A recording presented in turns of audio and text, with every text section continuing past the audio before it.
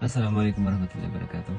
मैं काफ़ी टाइम बाद वीडियो बना के अभी शेयर करने लगा हूँ और इसकी रीज़न है कुछ चीज़ें, कुछ इन्फॉर्मेशन मैं शेयर करना चाहूँगा।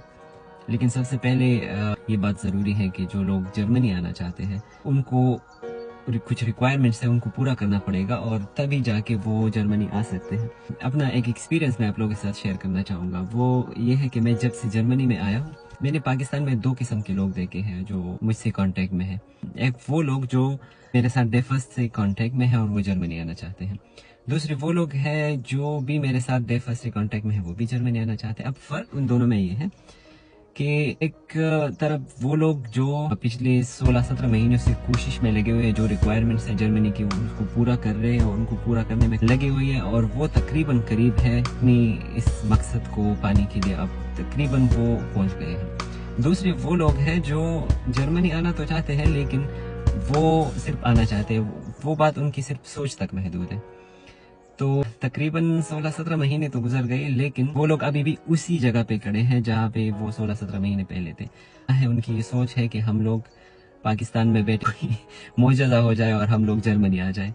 तो भाई ऐसा नहीं होता। ये हकीकी दुनिया और ख्वाबों की दुनिया, इसमें बहुत ज़्यादा फ़र्क होता है।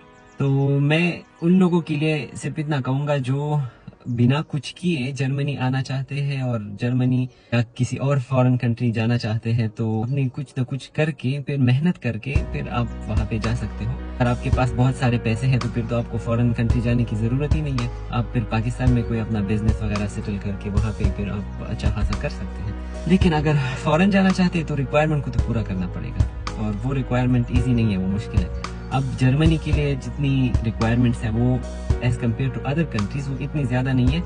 यहाँ पे मेन एक चैलेंज है, वो है लैंग्वेज। बेशक आप किसी भी प्रोफेशन से हो, जो आपने बेशक बीएस किया हो, आपने बेशक डिप्लोमा किया हो किसी भी चीज़ में, लेकिन जर्मनी में यहाँ पे जो जॉब मार्केट है वो अच्छी है, आपको फ़ौरन ही जॉब मिल जाती है बेशक किसी भी शोबे में हो। लेकिन मेन चीज़ उसके लिए ज़रूरी है कि आपको लैंग्वेज आनी चाहिए। अब बहुत सारे लोग हैं लैंग्वेज सीखना भी नहीं चाहते, वो उनको इंग्लिश भी नहीं आती और वो बार बार, मैं अगर अपनी बारे में बताऊँ, मुझे इतने ज़्यादा मैसेजेस वगैरह आते हैं डेली बेसिस पे फेसबुक में और मैंने एक वीडियो बनाई भी थी इस प्रोसेस के हवाले से, मेरी यूट्यूब चैनल पे है वो, लेकिन स्टिल काफ़ी टाइम मेरा हो गया और मुझसे वही क्वेश्चंस किए जा रहे हैं। तो खैर, अब इस वीडियो के बनाने का मकसद मेरा ये था कि एंड जो कंक्लूजन है वो ये है कि अगर कोई बंदा जर्मनी में आना चाहते हैं, उसके पास कोई डिग्री हो पाकिस्तान में की हो और जो रिक्वायरमेंट है मेन जर्मन लैंग्वेज, तो जर्मन लैंग्वेज अगर आप कर सकते हो तो आपको जॉब इजीली मिल जाएगी। इसमें इतना ज़्यादा कोई मसला वगैरह नहीं आएगा।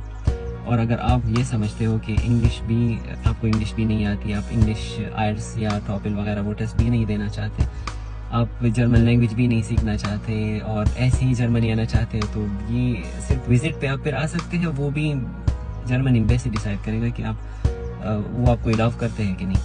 बाकी ये ख्वाबों की दुनिया और हकीकी दुनिया, ये दो अलग चीज़ें हैं।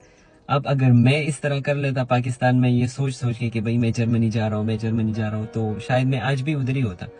तो मेरे लिए सबसे बड़ा चैलेंज लैंग्वेज था और ड्यूटी के साथ साथ मैंने लैंग्वेज सीखी। लैंग्वेज इतनी मुश्किल नहीं है, लेकिन हाँ, टाइम देना पड़ता है, एनर्जी, टाइम वगैरह वगैरह, वो काफ़ी तुम्हें ये सारी चीज़ें खुद ही मैनेज करनी होती हैं।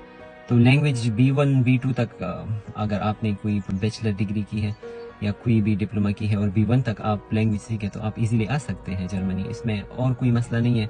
अब एक्सपेंसेस क्या आते हैं लैंग्वेज पे वेरी करता है, हर अकेडमी का या हर यूनिवर्सिटी का अपना एक वो होता है लैंग्वेज फीस।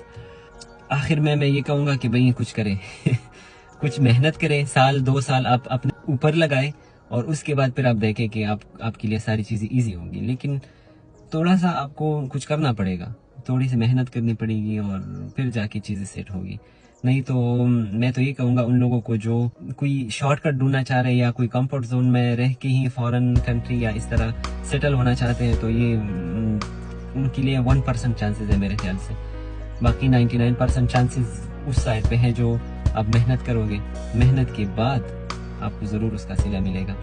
तो बाकी नेक्स्ट मैं एक वीडियो बनाऊंगा, वो अपने YouTube चैनल पे मैं फिर अपलोड कर लूँगा कि अगर आपने लैंग्वेज की है और लैंग्वेज के बाद फिर क्या प्रोसेस, आप किस तरह प्रोसेस पे अपने आप को यहाँ पे जर्मनी में ला सकते हो लैंग्वेज के बाद। تو لینگویج تو مینڈیٹری ہے، کمپلسری ہے کہ لینگویج کے بغیر آپ کو یہاں پہ جاب نہیں مل سکتا.